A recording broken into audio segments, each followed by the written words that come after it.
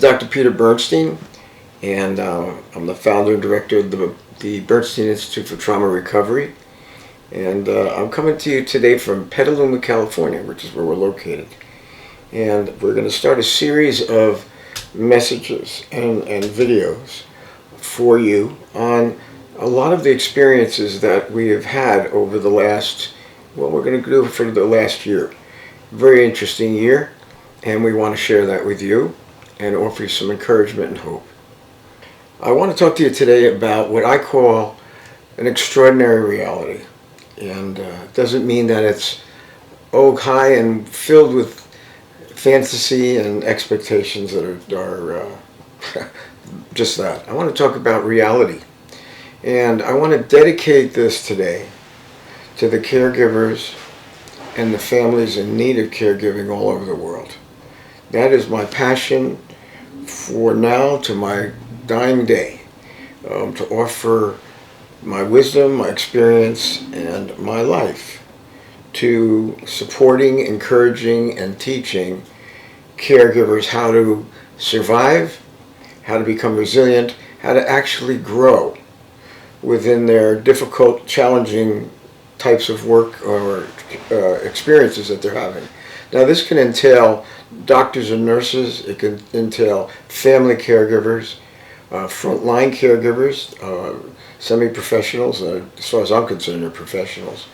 But the reason I'm doing this is because I have witnessed some incredible resilience in people who really share and give to those that are in terrible distress and pain.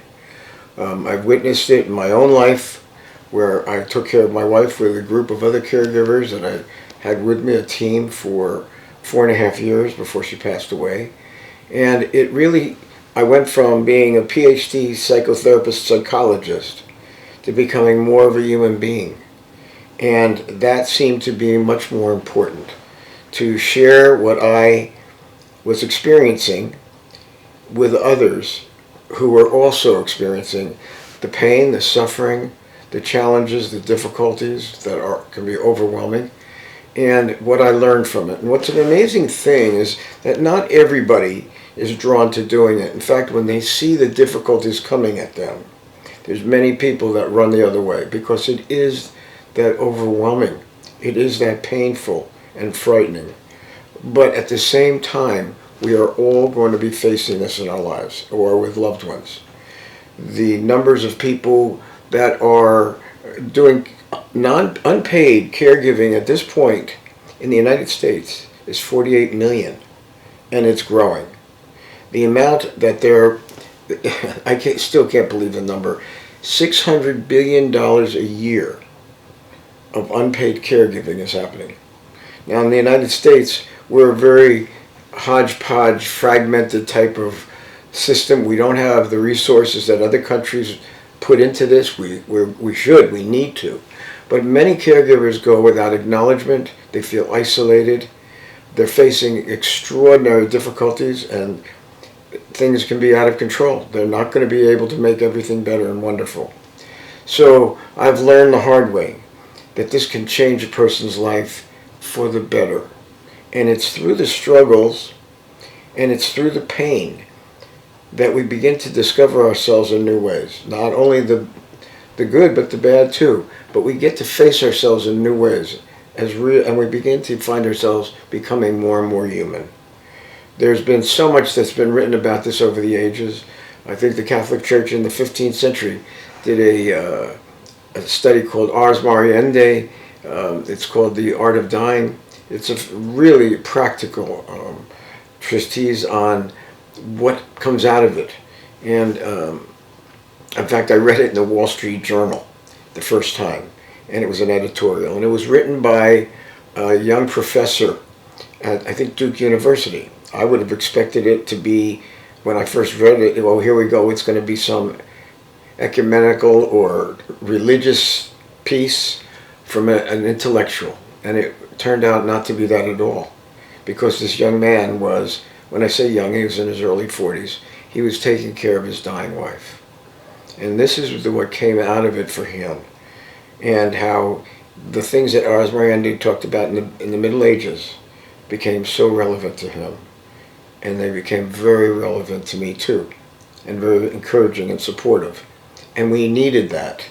And all of you who are caregiving or taking care of loved ones, professionals in the field, we certainly have gone through with the COVID crisis and whatever, the doctors, the nurses, the counselors, the families, we all know when this comes, it's hard to be prepared for it. And it's hard to stick with it because we only have so much resilience within ourselves. But here's the kind of things that come out of it that I found. Inspiration. And in fact, in taking care of my wife, and it was very painful, I loved her, we were very close. We were together 47 years and best friends the whole time, no matter what we went through.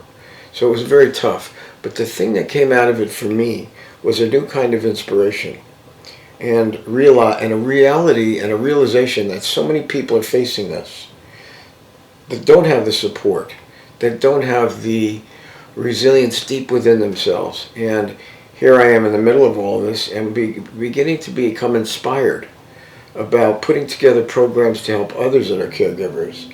And from what we've learned, not just what I learned as a psychologist and a psychotherapist, but what I was learning as a human being, losing a loved one, a beloved loved one. And it inspired me to begin to want to train and teach other people how to take care of themselves as caregivers. And that's a big challenge. And the reason being is when you have someone you're taking care of who's very sick, possibly dying, it's to take care of yourself in the midst of all of that, it seems to become secondary. And yet what I learned is you better take care of yourself well and understand what this is taking out of you and how to restore yourself, if not permanently, certainly as part of the process of caregiving. So we started up, we had a nonprofit, we have one, called Sonoma Coast Trauma Treatment, and that was primarily set up for veterans and their families. About 13 years ago I started it, but we went on to add a new program called Lynn's Legacy. My wife's name was Lynn, and we put together a really talented, gifted board, Steve Rusted being the chairman of the board, but amazing people. And honestly, we're all very committed to offering support and services and financial help, which is really an important part of it too, to families in need. And what we're discovering is the numbers, the costs, the expenses are incredible. And in our country anyway, we don't offer very much support at all, like other countries do, for caregivers and families. And so many, and it certainly happened with me too, the costs can just destroy you. And I was an entrepreneurial type, so I'd always find ways to put new monies together. But most people, a lot of people are not like that. And they have to work a job, they have to do caregiving, and they go through much of their savings, and maybe all of it, and go into debt. Many families go bankrupt. Others can't keep their jobs. So it's all ages. But what we've discovered is the hardship that it can cause folks.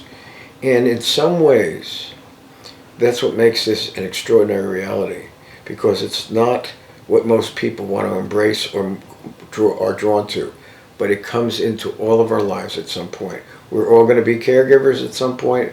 We're all going to need caregiving. I think Rosalind Carter, who just passed away, wrote a lot about it, did tremendous work in this area, and she was right. And I want to start this series, but I want to dedicate it to offering people new support and encouragement on an ongoing basis, and teach how you can restore yourself, how you can become more tuned in and sensitive to the price you're paying and what you're going through and what it puts yourself through, body, spirit, and mind. And they're all deeply affected.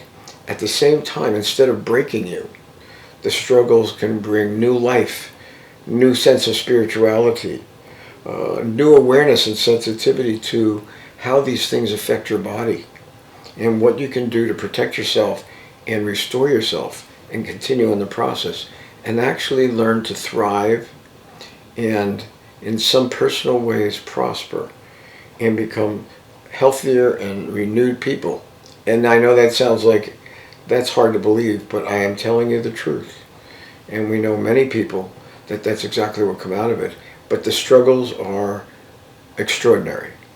And that's what we want to address in these presentations as we go. I also want to say this is a time of year, the holiday season is here now. And the reason we're starting this at this time of year is holidays tend to exacerbate and intensify what we're going through the rest of the year. So if it's difficult the rest of the year, this is a time of year where it can really feel so much worse. I want to make it something else. That this is a time to slow down and to reflect. And to look at things in a new way. And see things in a more positive way and a constructive way. And we want to offer you the support and encouragement, the tools you're going to need to look at this holiday season as something so purposeful and meaningful like you've never had before. So I want our presentations to draw you and for us to be drawn to you in ways that are meaningful, helpful, and encouraging. Please stay in touch with us. We want to be a resource for you. We're dedicated, devoted as a staff, as a training institute, as our nonprofit also. Sonoma Coast Trauma Treatment, Lynn's Legacy, is going to be dedicate itself and its energies to this whole project for years to come. So please stay with us and don't give up, even if you feel like it. In fact, those are the times when you reach that point, you won't believe it, but that's the time that there'll be a shift in you to find a new kind of strength in a new way. And it's usually a spiritual awakening, to be honest with you. Not necessarily religious, but definitely spiritual. Because when you're running out of strength, you'll find that there is another source of strength for you that goes far beyond your own. And you won't even know about that till you reach the end of your own. Anyway, that's what I want to present to you for now. And I offer you the best, and I want to wish you a good holiday. Thank you for watching today. And I hope this really has sparked your interest or met your needs. Please get in touch with us. You can hit your like button and certainly subscribe. I hope you do. I encourage you to do that. And you can also reach me personally at peter@bernsteininstitute.com. I look forward to hearing from you soon.